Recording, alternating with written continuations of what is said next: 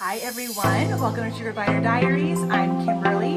Today we're going to talk about the expectations that I had of having sugar gliders before I got them versus my reality having had gliders now for about 6 years. My helpers in today's video are Raven and Bruce. Pika and Balky did not feel like participating today. These guys are definitely two of my hand-tamed gliders. They don't mind being in my hand. They're not afraid of hands.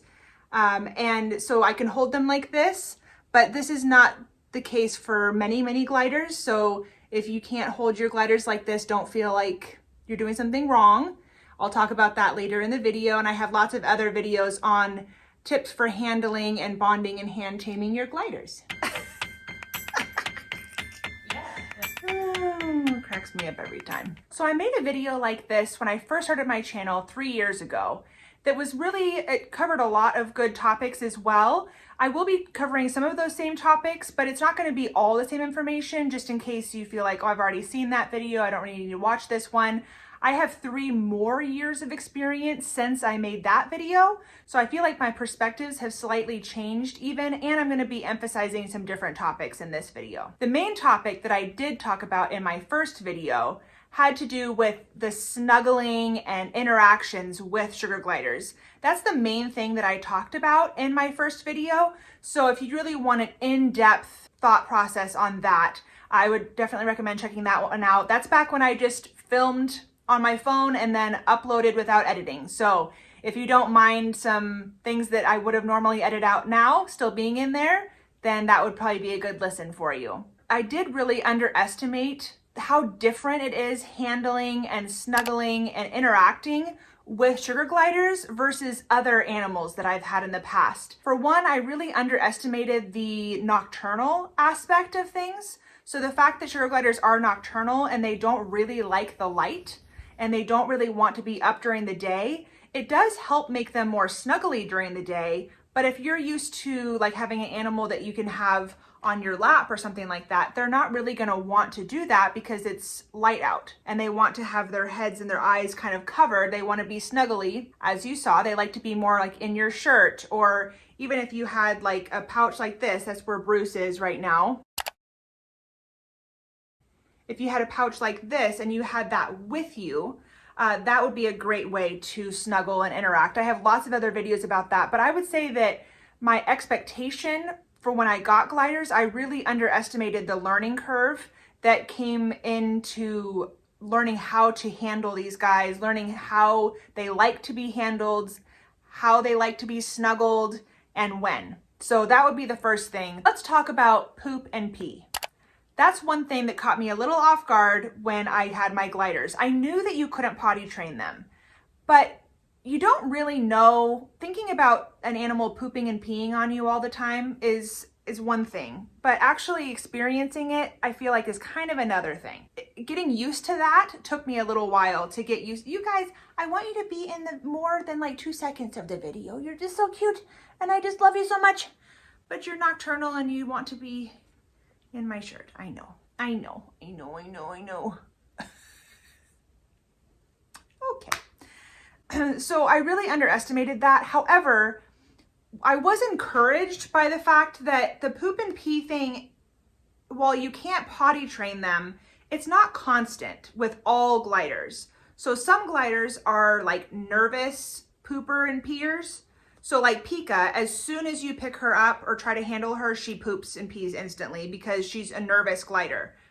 My gliders that are much more comfortable with human interaction, hands being handled, things like that, they don't poop and pee on me as much with the way that I go about handling my gliders. I have lots of other videos on that, so I'm not going to spend a lot of time on that, but I train my gliders to stay on me. I don't do tent time or bathroom bonding time. I did when I first got gliders, so that was kind of where I got the majority of the poop and pee. But like just now, that interaction that I had with my gliders, they didn't poop and pee on me. They went straight from their sleeping pouch into where they wanted to sleep. And gliders typically don't like to poop and pee where they sleep. Now, if I had them out and around and on me, like if I had Pika and Balky, who don't like to go to sleep in my shirt, if I had them on me, they would be pooping and peeing on me because I have them outside of their sleeping pouch for longer than their little bladders can hold. And so they're going to do that. My shirt is just moving all around. I'm sorry. Okay, so that really caught me off guard. The whole poop and pee thing caught me off guard. The other thing I didn't really realize was the addiction quality that sugar gliders have. I know that sounds kind of weird, but I feel like anybody that's had gliders for any length of time will probably tell you they are very addicting. If you really are like meant to be a glider owner and you don't instantly regret your decision after getting them because you didn't realize what you were getting into, it's like, you know, a good fit, you're addicted. You want more and you want to spoil them and you want all the glider related things and you want to, you know, possibly even learn how to make toys, be buying different things for them, get more gliders. Like there's a kind of a ongoing joke that sugar gliders are like chips, you know, you can't have just one. And I definitely get that. Once I got my first two, well, first when I started looking into them, I thought I was just gonna get one, like most people. Then I quickly realized that that's not recommended. They're colony animals. They don't have a very good quality of life when they're just by themselves. So I started looking into getting two. Well, then I got two. And then pretty close after that, I was like, oh, but I could get another one. And then after that, I was like, well, but I could get another one. So it's very addicting because once you have the whole setup and everything, but adding one more glider to the mix is not super expensive typically. And it doesn't take up any more space as long as they're in the same colony. So it's easy to justify like, oh, I could just get another one. However, what I will say is at this stage of my life, I think 4 is my max. I like having 4 at different age brackets. Every glider that you add to a colony creates a different risk and a dynamic in the colony. So it's just like if you have a friend group and you have 3 friends that get along really, really well, and then you add one more into the mix, you never know if that's really gonna mesh well. And if you add another one into the mix, you never know if that's gonna mesh well, and there might just be conflict all over the place because you kind of messed with the dynamic. That's really how it is with gliders too. They are colony animals. There's an alpha, there's different gliders that take on different roles in a colony. And so you can't just keep adding and keep adding unless you are aware that you may need to have 2 separate cages, or if you have enough gliders, maybe 3 separate cages. And for me personally, I love having one huge cage. I don't really want to have multiple cages. So that for me, I'm kind of capping out at 3 or 4. However, the thing that I did not think about when getting gliders, when I heard, okay, you have to have at least 2. It's like, okay, so initial purchase, I will have at least 2. I didn't think about the fact that as time goes on and one of those gliders dies, then you have a single glider. So then are you going to get another one? Or are you going to rehome that one? And I can't imagine my life without sugar gliders at this point. So it really creates this repetitive cycle. So I actually don't really want to get to a place where I have 2 for a long period of time. I would like to have 3 or 4 because as I've experienced, and I'll talk about later in the video, you never know when a glider might pass away and then you're left with a single glider. And thankfully that's not happened to me as far as being left with a single glider and being kind of frantic to try to get another one so that the one I have left doesn't get depressed. So there's that piece that I didn't really think through, and that reality was different than my expectation. They're also very addicting as far as spoiling. I know I talked about that. I didn't expect to really get into sugar glider toy making and buying all the different toy parts and the different cage sets and the pouches and all the stuff. I didn't think that I would be creating a sugar glider merch line that I have that has sugar gliders on it, and my planner from last year, had a sugar glider on it. Like yeah.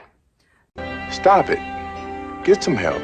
But that leads me into the sponsor for today's video, which is Jessica's Attic. This video is sponsored by Jessica's Attic. Jessica, it has the best Sugar glider toy parts. I would say 95% of everything that you see that I have here is all from her. This tray and this tray is from my newest box from Jessica. She has the cutest things. And if you're into toy making, I have a bunch of videos on different toys that I've made that I've done tutorials on.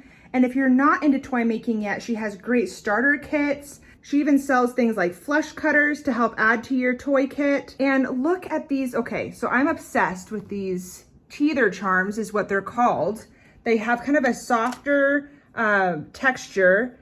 And so if your glider is kind of a chewer and they like to chew things, I mean, I hate to destroy this, but oh my gosh. Some of these last in my gliders cages for a long time, and then all of a sudden their ear will be chewed off or something. And that's okay, it's safe for them to chew. They don't swallow it or eat it or anything.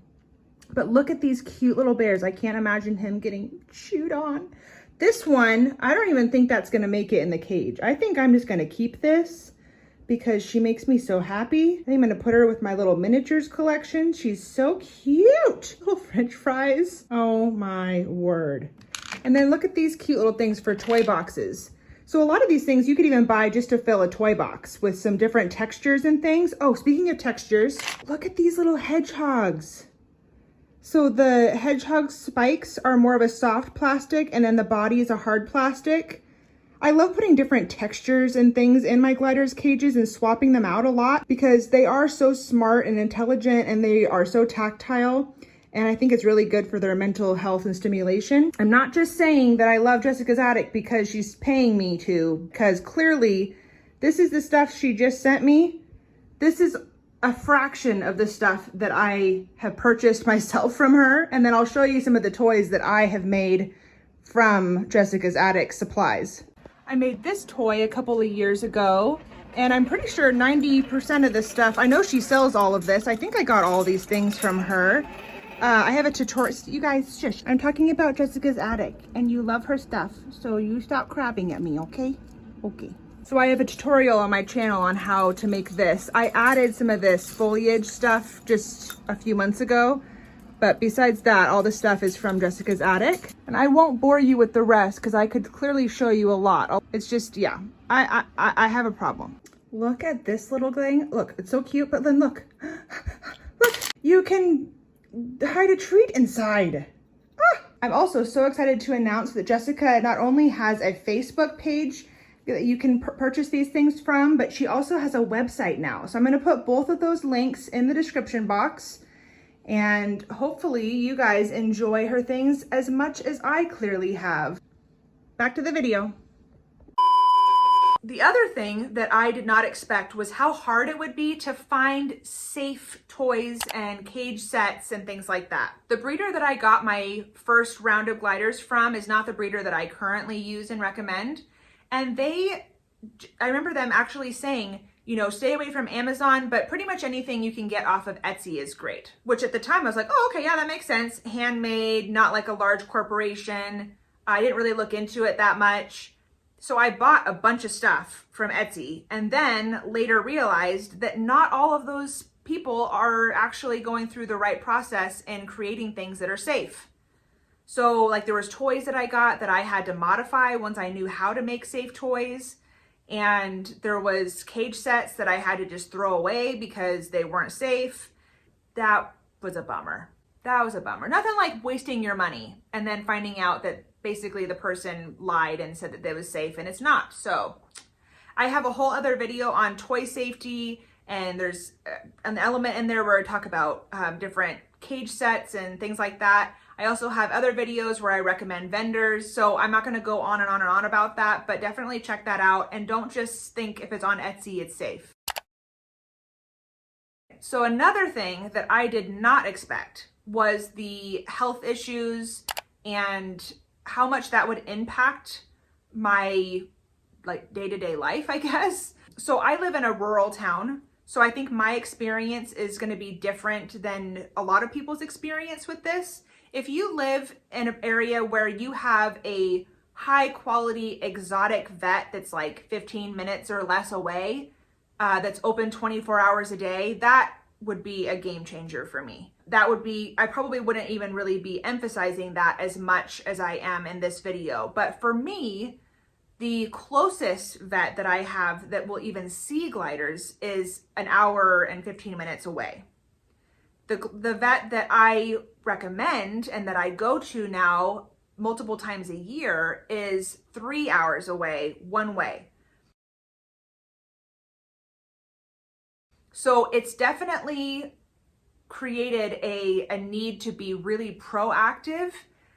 Gliders hide their illnesses really well, which when I started researching, I thought in some weird way, I thought that would be a good thing, because what I heard from people was, you know, they don't need vaccines. They just need like once a year to have a vet like look at them, maybe get a fecal sample.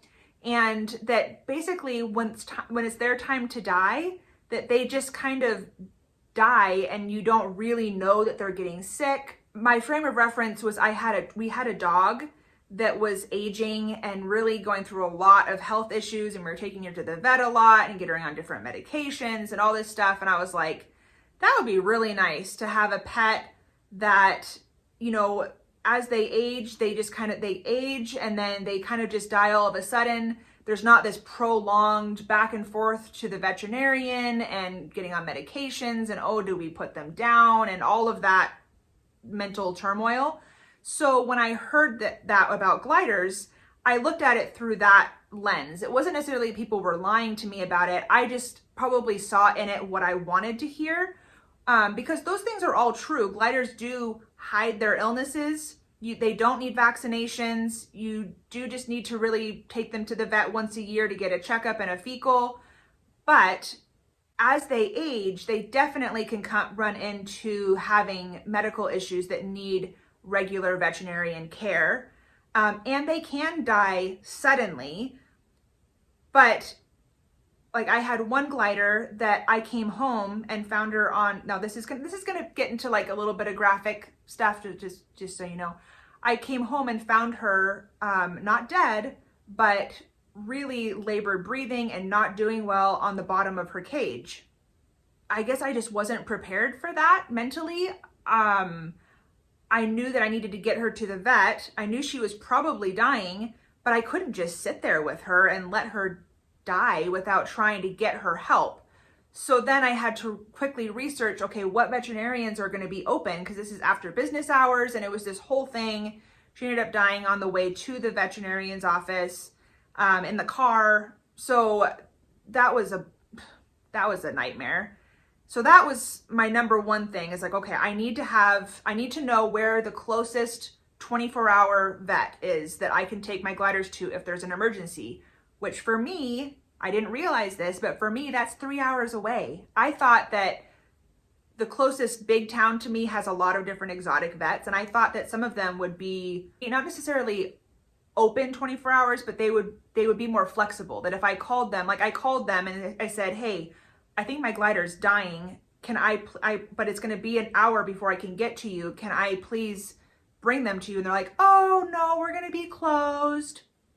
I'm like, okay, I'm going to be there a half an hour after you close. You couldn't stay open. Anyway, sorry, I'm kind of rambling, but I didn't realize how big of an issue that was going to be. And now at this point, fast forward, I've had 2 gliders pass away, and I have 2 gliders currently that are going to a vet 3 hours away every 4 months to get dental cleanings and see if there's any teeth that need to be removed, because we've had issues with abscesses, we've had gingivitis. Pika at this point has lost 16 teeth. So, I mean, it's definitely not been like, oh, they're great until they're not, and then they just die before you know it. That has not been my experience at all. So that expectation did not match my reality. Nail trimming. You know how when you're doing research, you hear all these things and in your mind, you're like, yep, I got that, and I did that, and I did that. And then sometimes you hear things and you're like, I'm hoping that's not really, it's something I really have to deal with, or I'm hoping I can kick that can down the road a little bit. So I heard that you're supposed to keep your glider's nails trimmed, but I never had anybody show me how or really talk in depth about it. It was kind of just a general statement. So I really thought like, oh, it's probably fine if I don't do it very often or if it takes me quite a while to learn how. And then I had a glider get injured because I didn't trim their nails. So I have been trimming my glider's nails at the very latest every 2 weeks, but usually more like every week since then. So that's been probably 3 years or so now. I did not expect that, and I did not expect how hard it would be to discipline myself to learn how to do that, because it's scary, because you don't want to hurt the gliders and you don't want to break their little feet, and you want to hold on to it right, and you don't want to hurt them, and it can just be stressful, and I was not ready for that. And lastly, the expectation that I had with gliders was that they didn't really need any live bugs, which they don't. They don't need live bugs. And I went the first 3 years of having sugar gliders without having to deal with any live bugs, because I don't like insects, and creepy crawlies and centipedes are like one of my worst nightmares. And so I thought, okay, well, I will give them all kinds of treats, but I don't want to do live bugs. I'll just do the like freeze dried or whatever, or I'll do other kinds of treats. Well, then I took my gliders to a friend's house, and she's like, oh, do they want some mealyworms? And I'm like, oh, I don't know, they never had any. She's like, really? Oh my goodness, let me give them some and see if they like them. They loved them. And then, because I'm addicted to them and I am addicted to spoiling them, it was like, well, I can't now I can't not have them have something that they love. Once you saw how excited they were about them and their little happy chirps, oh, it was just the cutest thing. So I couldn't just say, oh, well, you'll never have that ever again in your life. So since then, not only have I had mealyworms in my house 24/7, which is super gross, and my family hates it and I hate it, but you know, it is what it is. And now I can actually pick them up. I used to have to use pinchers. I've even had dubia roaches in my house a couple of times, obviously in containers and all of that, but like, it grosses me out. I don't have those in my house on a regular basis. That's like a once a year kind of treat for my gliders, but the mealyworms are a daily treat now, and they love them so much. So I was not expecting that I would actually have to do that. So they ask you how you are, you just have to say that you're fine when you're not really fine. But I hope this video has been informative and helpful. If you would like to check out some more of the videos that I have that are more of a deep dive into some of these topics and like tips and advice for some of these topics, I will put a bunch of them in the description box. I hope you have a wonderful day, and talk to you later. Bye. Today, we're going to stalk. Nope. Anybody that has gliders, sorry, it's so distracting. Go to sleep. Go to sleep. I love you. Go to sleep. I'm not gonna get you out. I'm not. He's crying and crabbing because he doesn't want me to get him out of my shirt. He's afraid that I'm gonna get him back out. So I didn't realize anyway,